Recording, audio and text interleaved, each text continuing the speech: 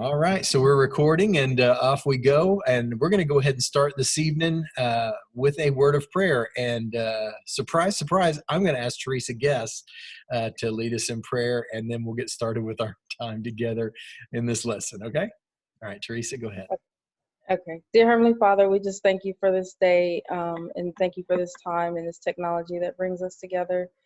Lord, thank you for your word and your with the wisdom and advice that's being shared by our pastor and wife around raising our children and parenting. Lord, we just thank you for this topic and thank you for this time together, and may it be for your glory. In Jesus' name, amen. All right, amen. All right, well, tonight is lesson number 5 on the concepts of foolishness and character. But let me just begin with doing a little bit of housekeeping, and that is that tonight is lesson number 5. We are skipping next week because that is going to be one day before Thanksgiving. I know that some of you guys will be traveling. I have enjoyed and appreciated the input, and I want to have that, and also don't want to interrupt your opportunity to be involved in your family's activities. Those things are really valuable, and I don't want to interrupt those. So next week we are skipping. Then the following week on December 2nd and December 9th, we are finishing up with lesson 6 and 7. So basically after this evening, we have 2 more lessons, and then we're going to be finished with this 7-week course. I hope that you've enjoyed it. I got to tell you, I have enjoyed it. I actually am interacting with my daughters maybe just a little bit differently and a little bit more intentionally. Hopefully you guys are doing some of those same things. So just wanted to do that little bit of housekeeping about what we're going to be doing. So don't forget, missing next week, picking back up on the 2nd and finishing on the 9th. And now the thing that has been sweeping the nation. There have been amazing reviews on this. I've had thousands and thousands of autograph requests and speaking engagement requests. We've turned them all down, but Shelley is continuing to be here. And this is the edition of Shelley Says, a Monumental Mama Moment about practical parental practices. And Shelley, I'm going to turn it over to you. I'm going to mute myself. I'm going to let you go off and go on the things that you would like to share with us on this Monumental Mama Moment. Thank you very much. Wait a minute. Can you say that one more time? Because I've never heard it before. I'm going to mute myself. Oh, you know. I'm just teasing. I just listen, is anybody laughing? No, nobody's laughing. Because they're all on mute. That's right. But all right, I'm laughing. That's pretty good. That's pretty good. All right. Well, I mean, you set that one up so nicely. I had to take advantage of it. I did. Set, spike. There you go. All right. Well, tonight's little tip, if you're following along with the book, he talks a little bit about building character in your child and or kind of breeding foolishness. Which they're kind of naturally born with. But we talked a little bit previously about setting, firm and loving boundaries. And he talks a little bit about the law. You can't live completely by law. Definitely letting them know who's in charge is important. But if you don't, the way I believe that you can kind of breed more character in your child versus having them just, feeling like they have to obey a law all the time, which they're going to be tempted to want to rebel against, is just by talking. Like the example I used, taking my kids into Walmart previously, I would talk to them before we went in, even before I thought they could understand. I think that verbal communication is so important. Not only before but after, as you're instructing your children. I think that breeds empathy in them. It helps them develop empathy.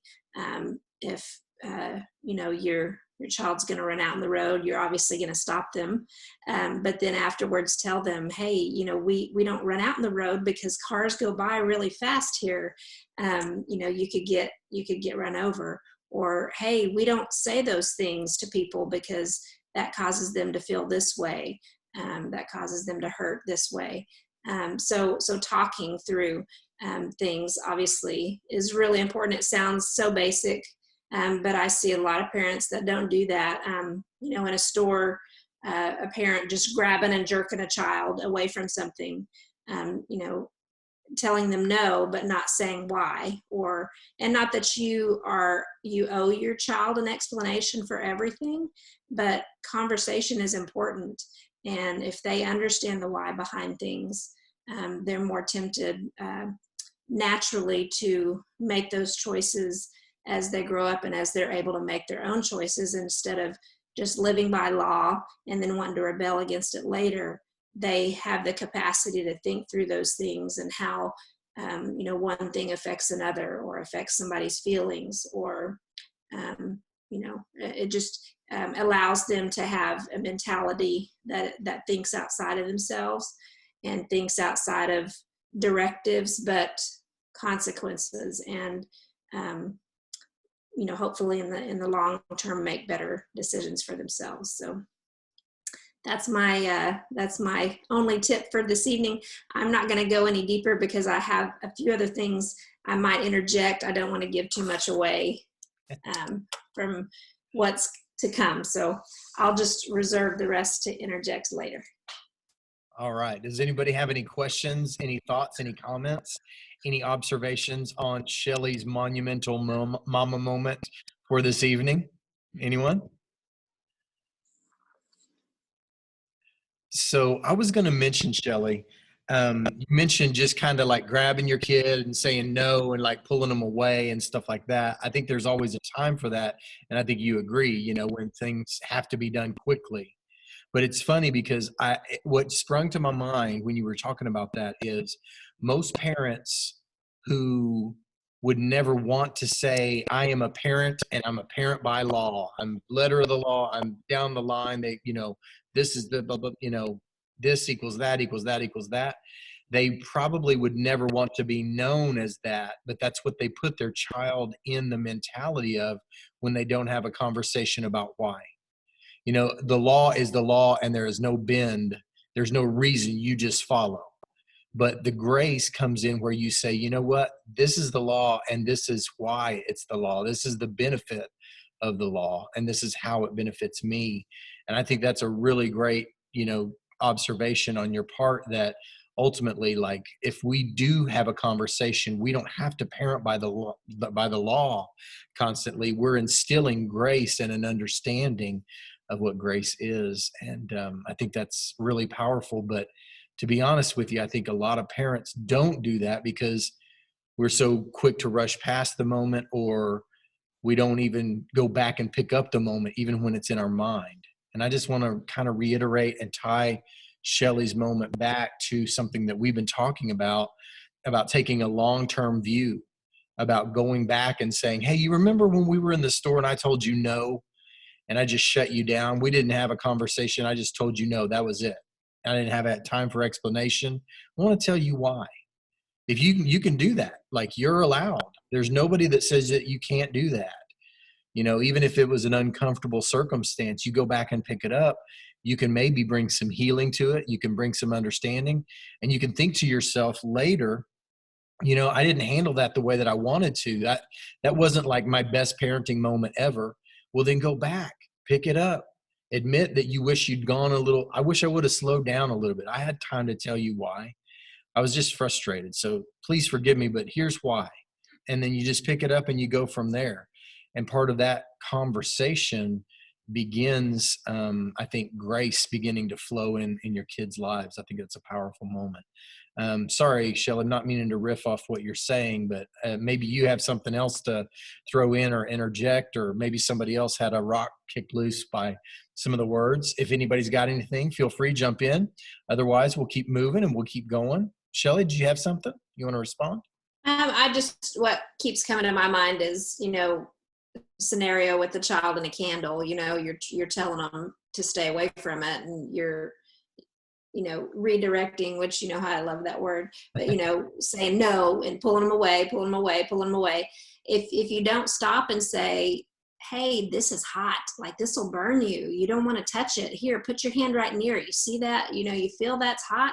If you give them that kind of information, then they're like, oh yeah, I could make that decision for myself. But those parents that are just so willing to lay the law and pull away or redirect and never give that information, that child's never going to learn that lesson until they burn themselves. So conversation is so important. I mean, I know that's a really simple example, but that spans through all ages. Just talk, like just talk everything through.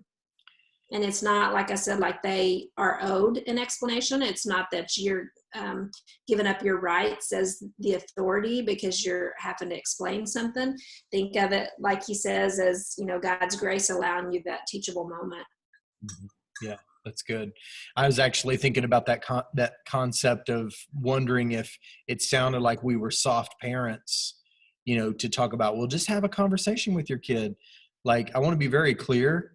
Like, there were times where there was no conversation, or there was a conversation that came later after the action that was supposed to happen happened.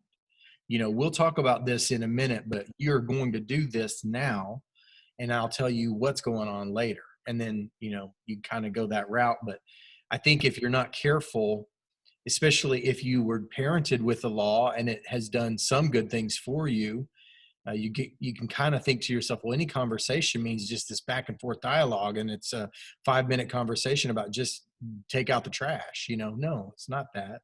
You don't have to do that, but it's not an argument. No. Yeah, that's totally different ball field. Yeah, I agree. Good stuff. All right. Last option for you guys to talk to Shelly if you'd like to. Anybody want to throw in a thought or a comment or an observation? Anyone? Randy, I got something here. Now within conversation and talking to the kids, you brought up one word, a key word is the why.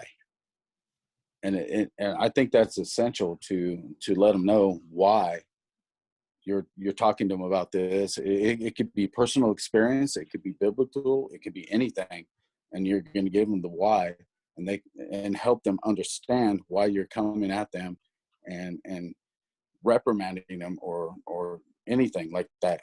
Yeah. I agree. And I think also too, one of the things that I would say on that is it doesn't always have to be the long conversation. It can be the slogan, hey, we're here to serve. That's why.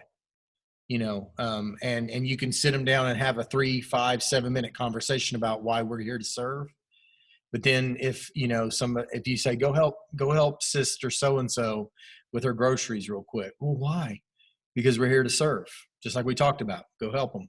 We can talk about it more later, or whatever. I mean, it's not a 5-minute dialogue every time, but the why is important. It's answering the development of character that we're going to be talking a little bit about tonight, which is really important and really valuable. Good stuff, Kurt. Good stuff, Shelly. Anyone else? Anyone other than those who have spoken want to throw in 2 cents? Question? All right. Well, we're going to focus on the principle of foolishness. This is gospel principle number 9. We have 14. We're covering 9 and 10. So we're getting towards the end. And this one kind of is a little strange on its name, but let's begin here. Just get ready. There's a couple of questions here, a little bit of interaction, a little bit of group interaction here. This is the discussion question. Take a moment. Remember something that you did when you were young that you can't believe you did it. I mean, just like a certain activity, a certain event, a certain thing that you did. Maybe it was something unwise. Maybe it was crazy risky and you didn't realize exactly how risky it was. Something that was done maybe in poor judgment. Does anybody have anyone that they'd like to share something, knowing all the while that this moment will live forever on YouTube? Does anybody have anything that you would like to share? A quick little blurb on something that happened in your past. Anyone got one? Feels like somebody just unmuted themselves, so I'm waiting now. Now I'm excited. Randy, it's Kendall. That just sounded so ominous, Randy. It's Kendall. I knew it was Here going to comes be something. Kendall because she always has true confessions.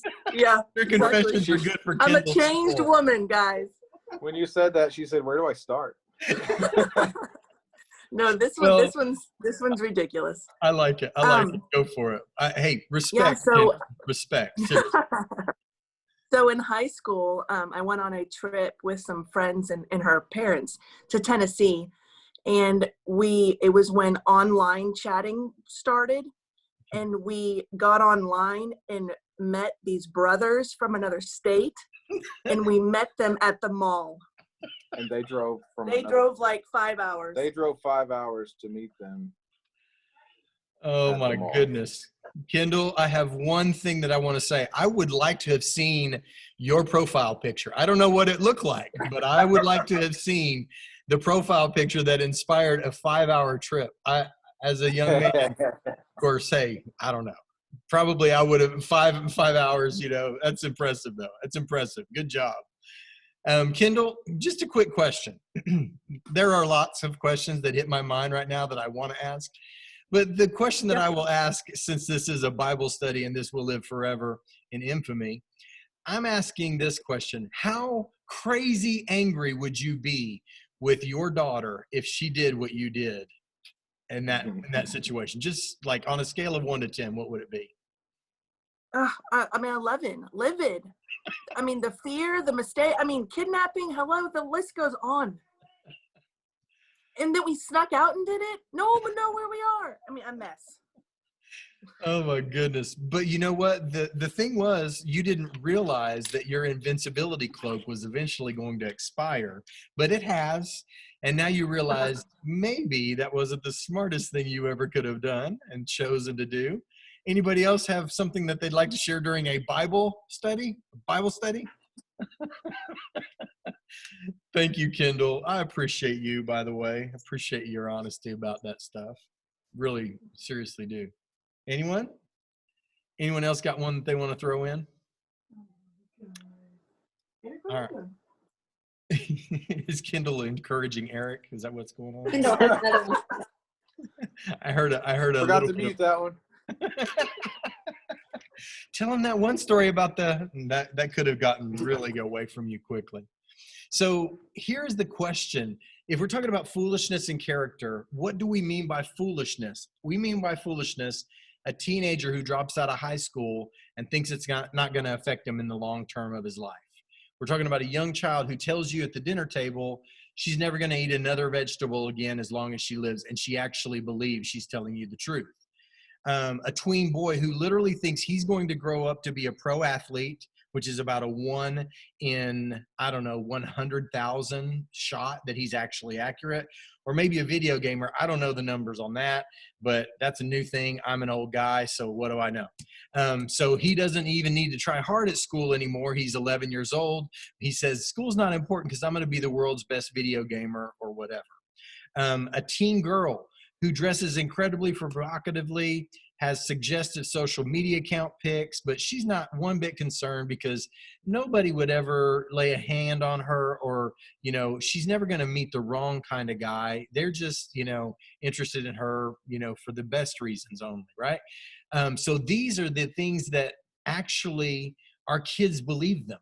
I mean, let's be honest. I don't know about you, but I remember some of the things that I did when I was a teenager and younger, some of the things that I thought and believed with all of my heart. And I look back and I go, my word, I was an absolute fool. I was an absolute fool. And I was fully convinced that I was right. It's just crazy. It's silliness. But yet this is what it means to be young, right? I mean, you don't know the circumstances, you don't know the situations, you don't know the whole story, but you think that you got it all figured out and you're fully convinced that you're bulletproof, right? We were just talking about that. And so, I'm going to be the 1 in 100,000, not knowing that 3 other people in your own neighborhood are a better video gamer, better athlete, etc., whatever. And so you look at these things, there's foolishness in the heart of a child. That's exactly what Proverbs 22:15. Folly or foolishness is bound up in the heart of a child, but the rod of discipline will drive it far away. And then Proverbs 4:23, this is words from Solomon to his son. From Solomon to his son, he says, in the idea of parenting, he says, son, listen to my words. Here's what I want you to hear. Proverbs 4:23 says, above all other things, guard your heart, for everything that you do flows from it. And so there's foolishness that happens in the heart of a child because they're young. It doesn't mean they're stupid. It doesn't mean that they're ignorant. It doesn't mean that they're, worthless. It means that they need guided direction to move out of the childishness and put it behind them and move slowly towards maturing. Even the Apostle Paul said, when I was a child, I thought like a child. I act like a child. That's what I did. But when I became mature, I put away childish things. And that's our job as parents, is to convince and convey truths and help the children begin to see that they don't have all the answers, that they don't have all the information. And that although you may not always be right, they do need to be listening and following your words and your paths of wisdom that you've walked. Here's a discussion question that I have. I don't know who is reading the book in the after the get together. I don't know who's reading it before the get together, but maybe somebody here has been reading the book and you've followed along and gotten ahead. You're already through chapter 9 and 10, like we are for tonight. And you recognize that Paul David Tripp actually mentioned something that he calls the monastery mentality. Does anybody know what he means? And if you can kind of describe in your own words what the monastery mentality means. Does anybody have anything there? Anyone?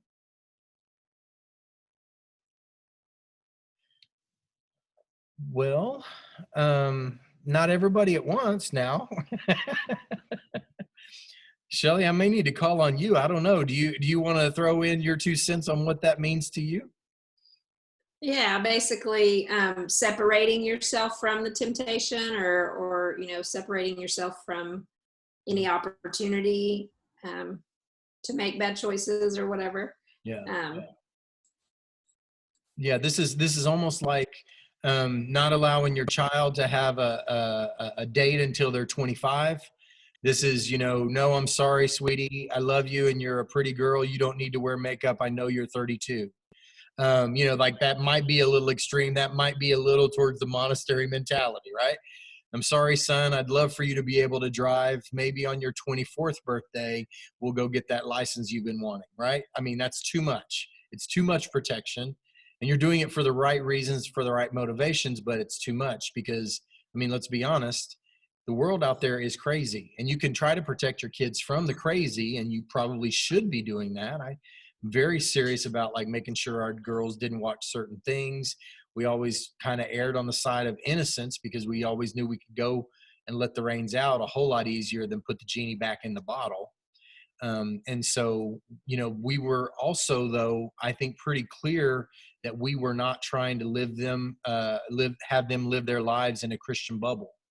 I'm obviously a pastor, but I never intended and never wanted to put my kids in a Christian school. It's not that I have anything against Christian school. It's not that I have anything against any kind of educational choice somebody makes. But for us, we wanted our kids to know what was out there, be aware of what was out there, be familiar with what was out there, but overcome what was out there instead of being overcome by it. It's kind of the concept of overcoming evil with good rather than being overcome by the evil that's out there. The reason that I think the monastery mentality can be dangerous is it shifts our thoughts. And we think to ourselves, well, if I could just keep my child from being in that group of 5 boys or 5 girls that are so negative influence, that little group of 5, there's 5 of them. And when they get together, oh, it's just bad. They're just all bad influences. I wish I could get little Johnny away. It's like, you know what little Joey's mom is saying about your little Johnny? He's the angel and your little Johnny is one of the bad influences. And then you go down, there's Johnny and Joey and Jehoshaphat and Jehezebub or whatever, and they're all the angel and your child is the negative influence. Well, here's the truth. There's foolishness in the heart of every child, no matter what their terrible biblical name that I just made up is, right? So the truth is that it's not something that you can fix by pulling them out and putting them in a monastery. I'm going to tell you something. I went to a Christian school to get a fresh start, and I realized pretty quick when I was a junior in high school that I could just as quickly in that Christian school go back in the wrong direction if I didn't figure out how to have some spine and make my own decisions for myself, because there were people that wanted to do the wrong things there too. And I think it was helpful to me. It was kind of like training wheels, but it also wasn't the kind of thing that I would recommend for everybody, because it's not the fix all. So I think in that monastery mentality is the idea that if we remove ourselves or our kids from the evil world, we've done right by them as parents. We protect them because all the issues that they face come from out there. Well, we just read that foolishness is bound up in the heart of a child. We can read here in Luke chapter 6:43 through 45, no tree that is good bears bad fruit, nor does a bad tree bear good fruit. Each tree is recognized by its own fruit. People do not pick figs from thorn bushes or grapes from briars. A good man brings good things out of the good that is stored up in his heart, and an evil man brings evil things out of the evil stored up in his heart. This is the powerful, powerful lesson that we need to hear. For the mouth speaks what the heart is full of. And then the King James, it says, out of the overflow of the heart, the mouth speaks. That's why every time I lose my temper, I have to check my heart. Because it's not that I just lost my mind in a brief moment. It means that my heart gets full of the wrong things, the wrong ideas, the wrong emotions. And then they come out of my mouth, and it's a gauge on what's going on in here, more so than, oh, it's just a moment.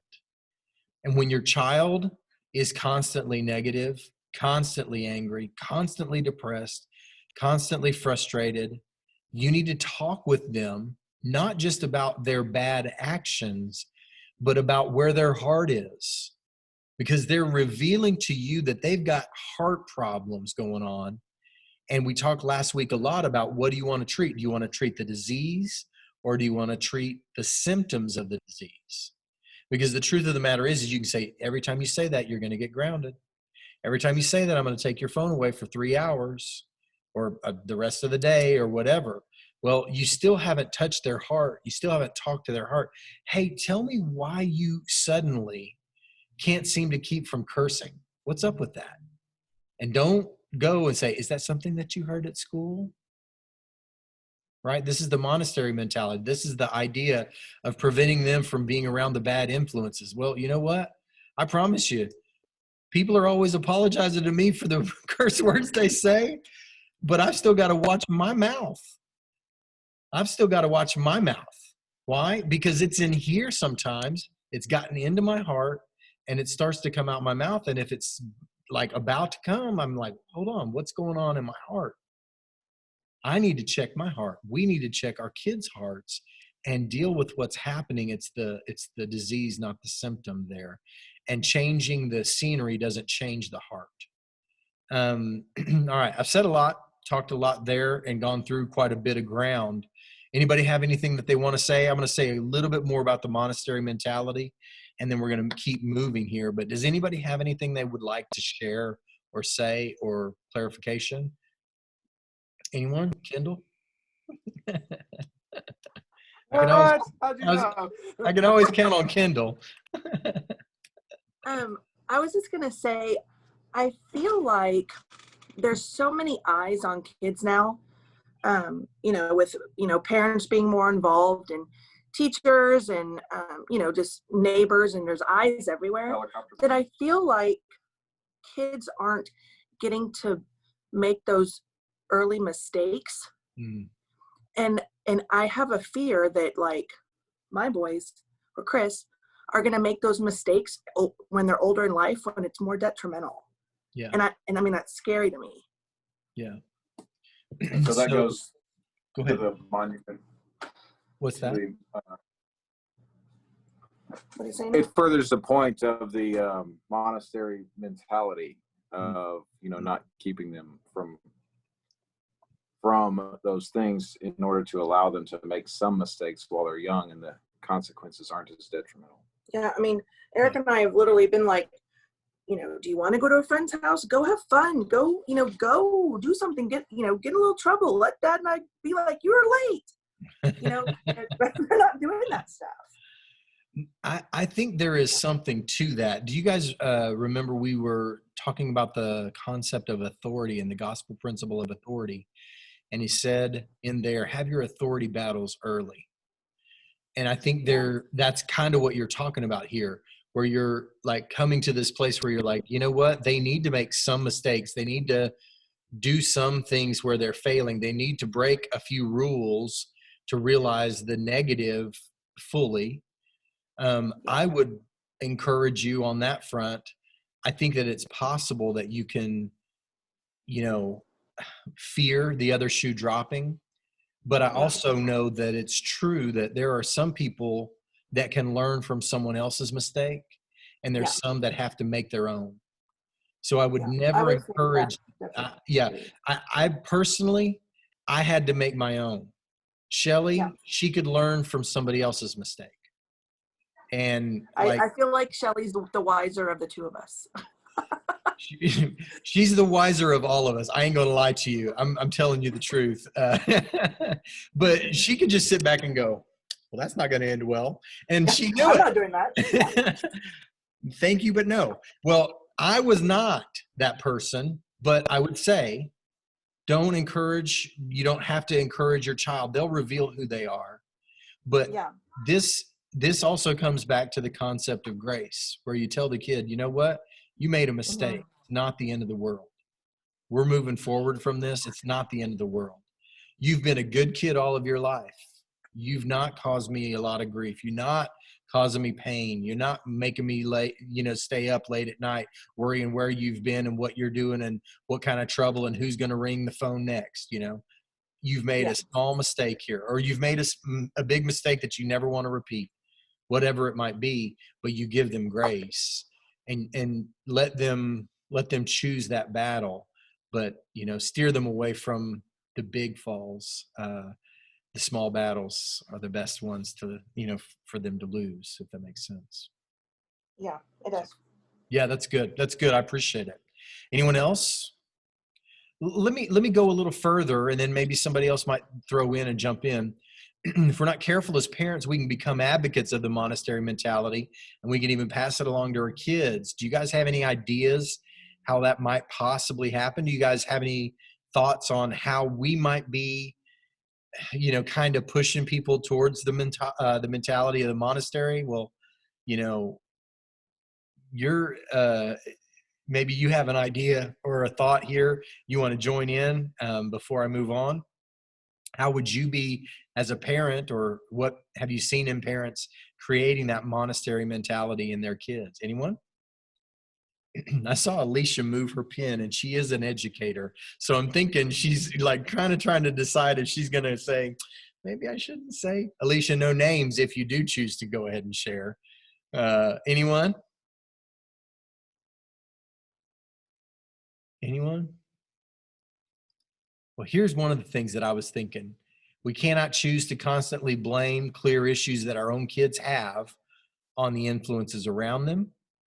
Oh, it's those kids that you're hanging out with. You never used to do this before you started hanging out with so-and-so.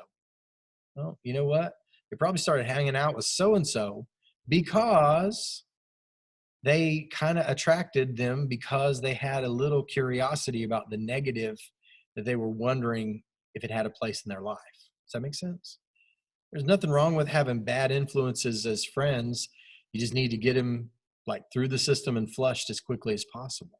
I mean, because your kids are going to have friends that you're not going to like. They're going to be bad influences. That's going to happen. There's going to be kind of an attraction to the negative at times. More than likely, that'll happen to almost every single kid. Well, when that does, you kind of teach them how to outgrow that friendship instead of, you can't see that person, or You're the problem here, where you're doing that monastery mentality of, well, you never used to say those words whenever you hung out with so and so, but now you're hanging out with so and so and you're saying different things or acting different ways. Or that's a monastery mentality, that the problem isn't with you, it's with the people that you're around, or the circumstances that they have that are unique or difficult.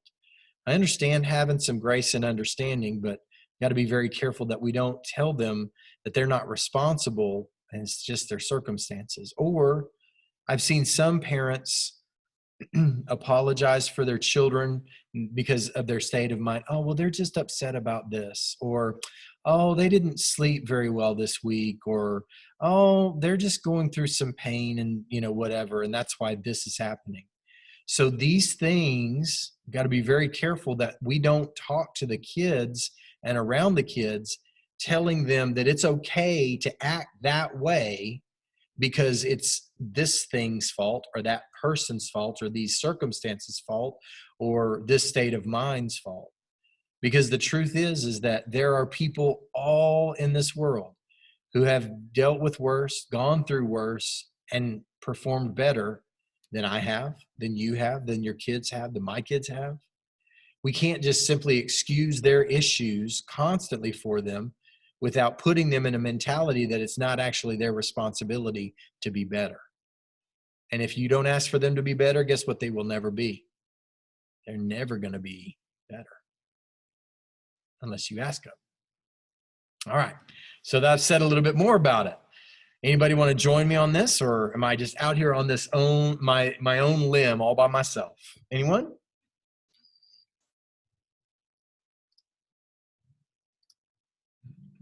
Going once, going twice. It's a quiet bunch tonight. Y'all don't shut down on me now. Hang in here. Let's talk about this very quickly. If everything is perfect in my child's life, the situation, then they'd be perfect too? No. They've got the responsibility to change their attitude, to outgrow those friendships we talked about, to change their actions towards others or in front of other people. Or they've got to begin to work harder or longer on something that's actually worthwhile instead of giving up. That's a flaw in their character. You want your children to be resilient. You want them to have grit. You want those things to happen in their character, but they tend towards and lean towards foolishness instead. And if we don't deal with it, they will always be there. But here is the great promise of God. And notice, you guys, you see where this is. This is in Ezekiel. He is a prophet in the Old Testament, meaning he's seeing into the future and seeing what Jesus is going to provide for us. And God says to Ezekiel, write it down and let them know that I, God, will give you a new heart, and I'm going to put a new spirit in you. And I will remove from you that heart of stone, meaning that hard heart that you used to have, and give you instead a heart that is soft towards the things of God. And I'm going to put my spirit, God says, my spirit, my Holy Spirit is going to be in you, and it's going to move you. It's going to be the inner compulsion to move you towards the good that follow his decrees and careful to keep his laws. That's God's promise. We are supposed to be God's tools on site to help them to scrape away some of the hard stone heart, to guide them in those new decrees and the laws that God has for them. Those are the things that we as parents are supposed to be doing. God can transform on the inside, but if we don't give them the vessel on the outside that allows them to spring and fly, and the boundaries that harness all that energy towards the positive, we're doing a disservice to our kids, and we're doing a disservice to us as parents too. Trust me, your child is not going to become a great person by accident. They're going to do that by intention, and usually by intentions from you as a parent. All right, I'm stopping. I'm not going to say anything else until at least one of you guys has something else to say, some other kind of input that you guys have. All right? I'm going to mute myself and everything.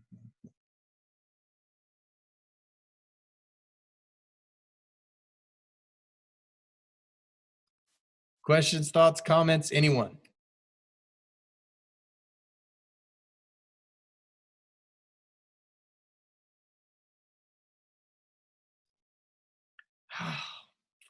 I've given you guys some questions. Y'all aren't answering questions. Y'all aren't saying anything. I thought just comments. Not going to do that either. Oh my goodness. It's a tough night, y'all.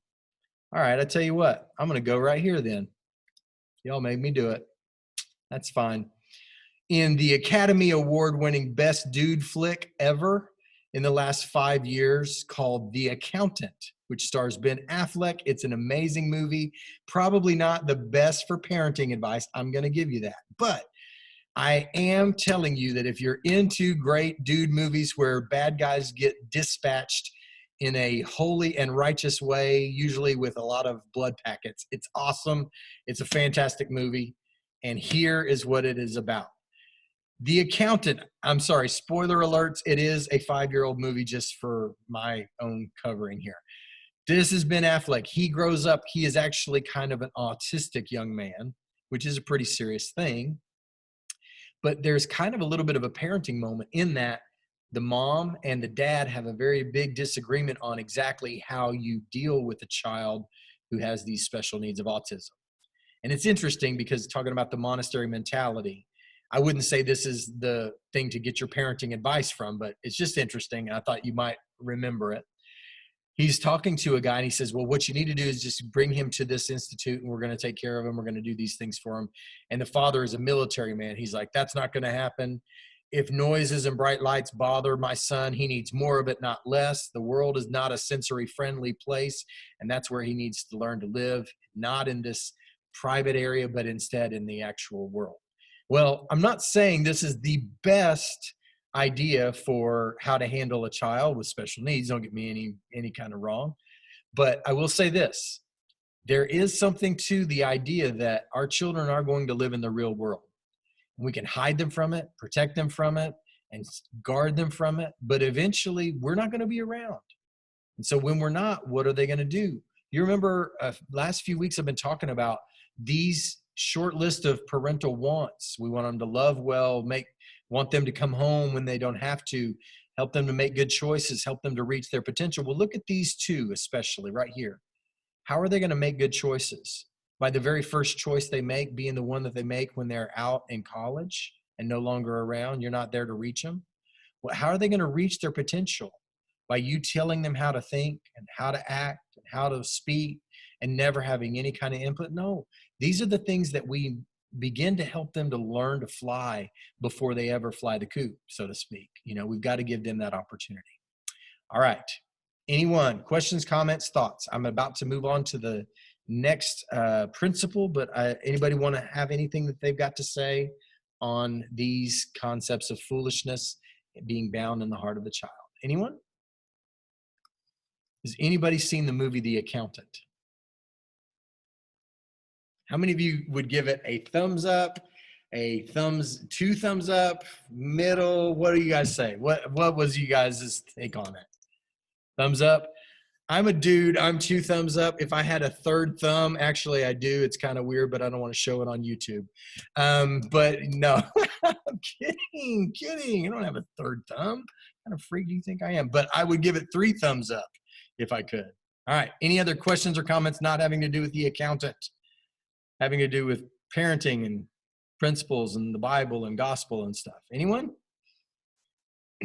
All right. Y'all are a tough crowd tonight. You know what? I could go through and unmute you and just see what's actually going on in your home. Y'all know that, right? I could literally hit the unmute button. And if I hear like a,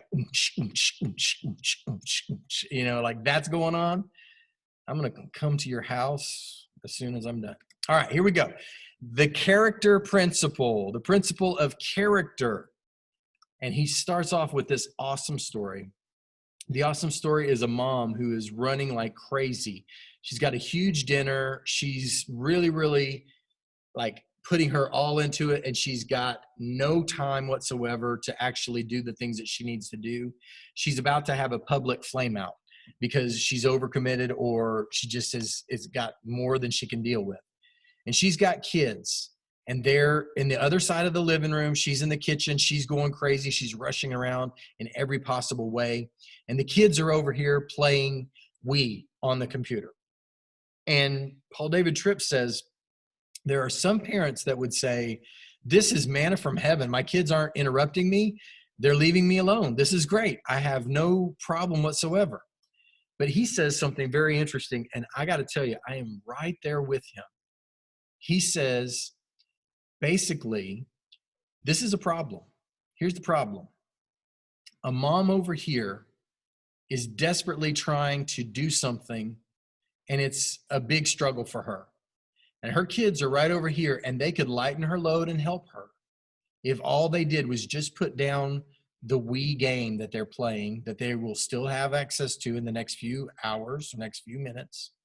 They could stop what they're doing for 30 minutes and lift this mom, lighten her load, pull her out of the fire, be a part of the team. But instead, they keep playing. Some parents think, well, that's great. That's my fault. That's not their responsibility. And a lot of kids think, well, it's never my responsibility unless mom tells me to do something, unless dad tells me I got to do something. It's not my job. My job is to have fun, right? Well, here's what Paul David Tripp says. What God is graciously revealing in the hearts of these kids is not okay in them, and it shouldn't be okay to us. What is being revealed in them is the source of much of the hurt, heartache, dysfunction, and conflict in the human community. It's not enough to target the direct disobedience of your children. As a parent, you must also have an eye towards their character. The children in this example have not disobeyed their mom's command, but what they're doing is wrong in the eyes of God. So here's a discussion question for you. Y'all aren't going to respond to the question, thoughts, and comments. Here's the question. Is it possible to do something wrong without actually doing something? Now, don't just sit there and shake your head. Don't give me the thumbs up. Somebody talk to me. Is it possible to do something wrong without actually doing anything?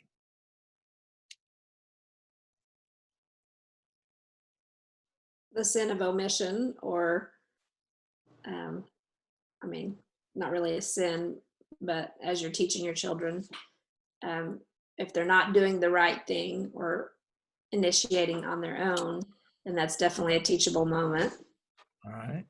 So you would say, yes, it is possible to do something wrong without actually doing anything. Sounds like. All right. Isn't it? It's Paul that says, "He who knows what he ought to do and does not do it sins." Isn't that? It is actually from the book of James, and I put it right there. James 4:17. If anyone then knows the good that they ought to do and doesn't do it, it is sin for them. So yeah, the answer there is yes, it is possible. Here's another question. Why is it important to teach your kids what is right instead of simply teaching them what is wrong? What about it in the long term? What about it in the long term? Is it important to teach your kids what is right instead of just teaching them what is wrong? And then I'll just even go a step further. Do you think most of us as parents are good at teaching our kids what is right? Or do you think we just focus 80% of the time on just saying, that's wrong, don't do that, don't do that, you can't do that, put that down, don't say that, Yeah. whatever, It's being reactive versus being proactive. Yeah, absolutely. Any further comment on that, Eric, is good. I mean, whatever, I think that's right on point, but tell me what you're thinking on that. Just what you always say is you got to be intentional as a parent, as a husband, whatever it is. That's, being intentional, showing love, showing discipline, being an example, and taking advantage of moments as they come instead of just waiting for something and then dealing with it when it blows up. Is being intentional, and that's what we need to focus on. You want them to be able to function without you. If they, they're a guest Come on. at a house. Come on. Yeah, with that. Kendall's saying you want them to be able to function without you, and they're never going to know those things unless you teach them how to make those decisions on their own instead of just condemning them for making the wrong decision. Yeah. Go on a little semi-political rant here.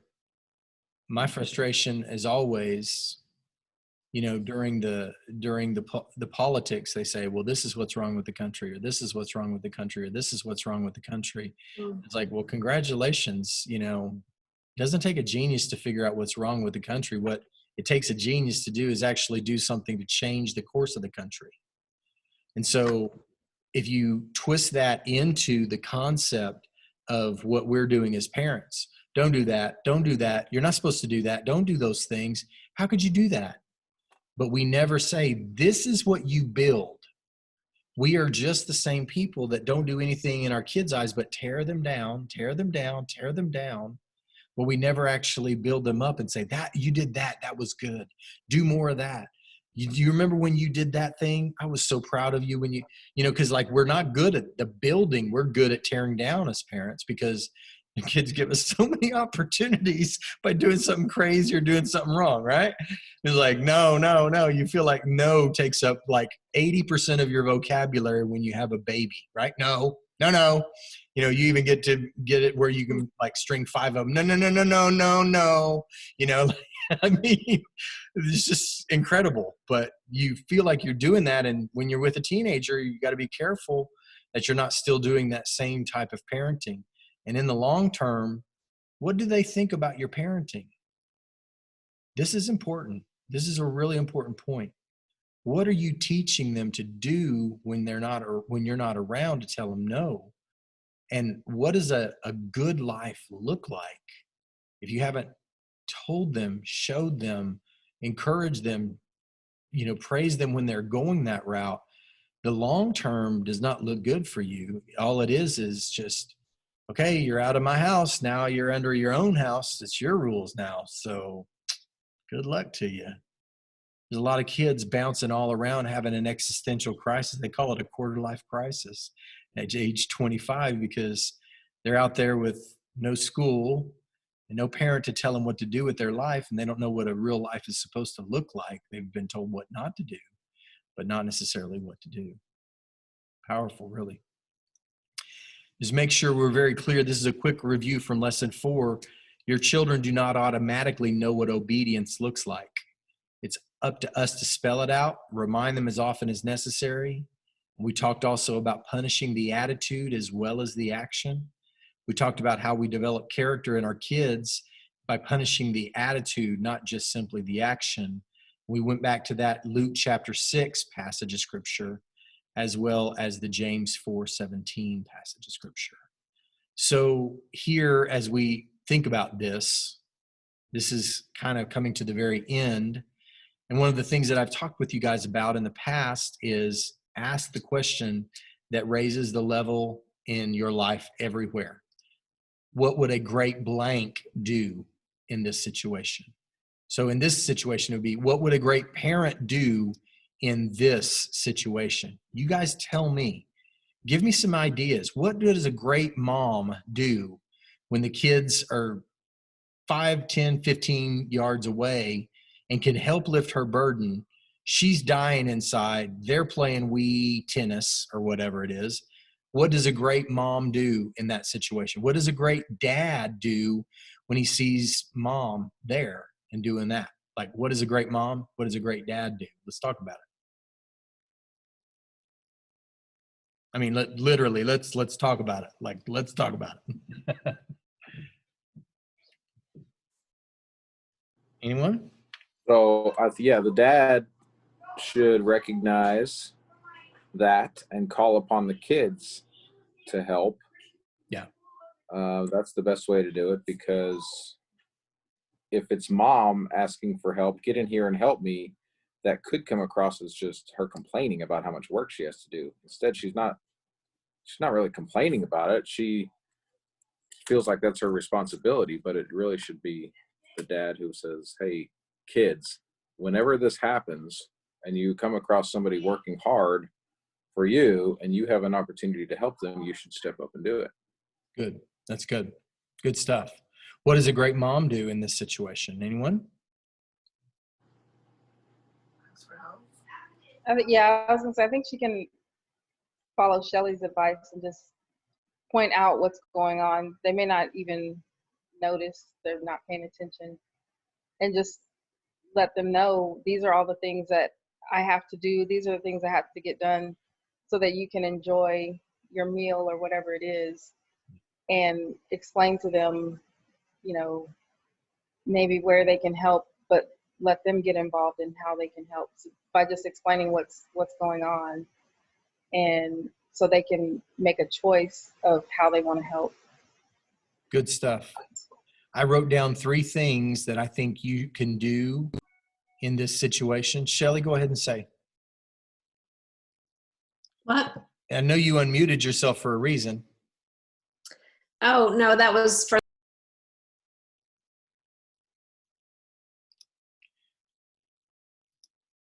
Okay. All right. A little technical glitch there. I'm sorry.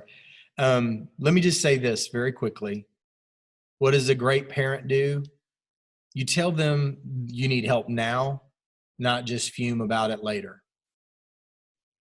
Like, you don't know when this teachable moment is going to come by. And you know what? Take advantage of everyone that comes by. We talk about this from Paul David Tripp. Every time something that comes across your face about your child, it's an opportunity that God has given you by his grace to fix a character flaw, develop character. So instead of getting mad and 3 hours later, you haven't said a word to anybody in the house because you're so angry, but you actually just bore the burden in silence, and you said, well, they saw me over there. They didn't have the decency to, you know what? Again, come back to that place where kids don't know what they're supposed to do by instinct. You'd love for them to do that, but the kids that don't know have not been told. Not told, not incentivized, or if they have been told, they haven't been told enough or told clearly enough as to the why, as Kurt was talking about earlier, as Shelley was talking about. So don't fume later. Tell them to get in here and help you now while it can actually make a difference. And you'll have less frustration later. Later, you say, guys, we're going to talk about this, but right now we don't have time to talk about it. All we've got time to do is fix. So you do this, you take this, you go there, you heat that, you make those, do that, like get it going, and explain later why they volunteer to help instead of waiting to be told. Next time when you're at school and you need to be picked up, do you want me to sit there and read the book or watch the TV show, or do you want me to come now? When I need you, do you think you should help me? When you need me, am I there? Like when you're hungry, I get up from the show that I'm watching and I go and fix you food, or whatever. You explain, this is what we do as a family. We work together. And just because I didn't tell you doesn't mean that you shouldn't say, you know what, this is what family does. And then you can go to and say, explain how a habit develops both for good and bad. That Luke 6 passage that we talked about. Or the quote where you sow a thought, you reap an action, and go all the way to where you say, baby, you don't want to be the person that sits and watches other people work hard all your life. Doesn't matter that you're 11 years old and you'd rather play a video game. Of course, come and help me, and then that video game will still be there. Or you can even do the quote from Aristotle, we are what we repeatedly do. Excellence then is not an act, it is a habit. And if you want to be a great person, you don't watch other people do hard work and don't lift a finger to help them. In the Puckett household, I'll tell you what it sounds like. It sounds just like this. We're Pucketts. That's not what we do. That's what we say. That's what you say. I mean, I'd be like, hey, get over there and help your mom. But no.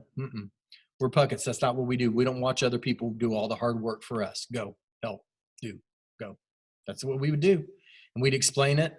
But sometimes we'd just be like, go do it, and we'll talk about it later. Philippians chapter 3, verse 12 says, Paul says, hey, the Lord has called me to something higher. I'm forgetting what is behind. I'm pressing towards what is ahead. You can tell your children, man, God made you better than this. Like your ultimate goal in life is to be a better person and help lighten other people's loads and worship God and serve him by serving his people. It's not to play video games from daylight to dark. Put down the Wii, come help me, right? So that's how you do it. That's how you explain how a habit gets developed. We've already talked about this Luke chapter 6, verse 43 through 45 passage. And this is the homework right here. If you're reading with us in reverse, it's 9 and 10, or if you're staying ahead, it is 11 and 12. That is the homework for 2 weeks from today, if you'll remember. And here is your big takeaway. If you remember this story, this is a really great story to remind you about what's important in parenting and keeping that important things important view that really makes a big impact. Maybe you've heard the parable of the 3 bricklayers, but there was a man who came along and saw 3 men working on a beautiful cathedral. He asked the first bricklayer, he said, "What are you doing?" He said, "Well, I'm laying bricks. I got to feed my family." He went to the next man and he said, "What are you doing?" He said, "Well, I'm laying these bricks because I'm building a wall." He's like, "All right." And then he went to the third man, and the third man, he said, "What are you doing?" He said, "I am building a great cathedral in honor of the Almighty God." And it's like, okay, well, which one of these 3 do we want to be as parents? Do we want to be so focused that I'm laying bricks, or in this small area, I'm building a wall? Or do we want to look at the grand scheme and say, you know what? God has entrusted me with 3 souls in my situation. He's entrusted me with 3 souls that I have as kids, and they are like an opportunity to partner with him to see 3 young ladies develop and become the people that God wants them to be, to reach their potential, to have a joy of a family and all those different things. Like, that is honorable, powerful, meaningful, life-changing work. Or you can be like, I'm trying to keep my kids in line. Man, I'm just barely trying to get through the day. If you can't see the cathedral that you're building, this is nothing but drudgery, and this is little better. But if you can see the grand picture and the grand scheme, God is doing amazing things in your kids. And you being there with the front row seat, and being the tool that he is using is some of the most gratifying work and some of the most gratifying interactions you will have in your entire life if you will let God use them for his glory. So that's what I have. And that's where we're ending. Did anybody have any questions, thoughts, or comments before we close and before we end? Anyone?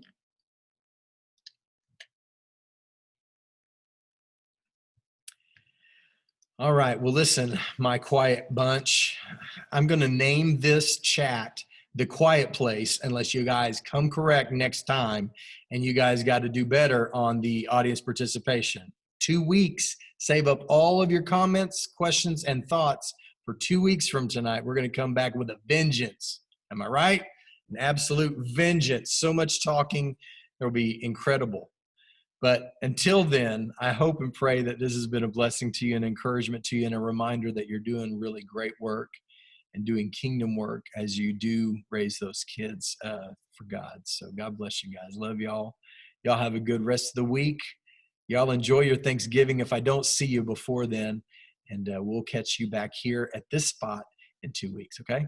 All right. See you guys. God bless you.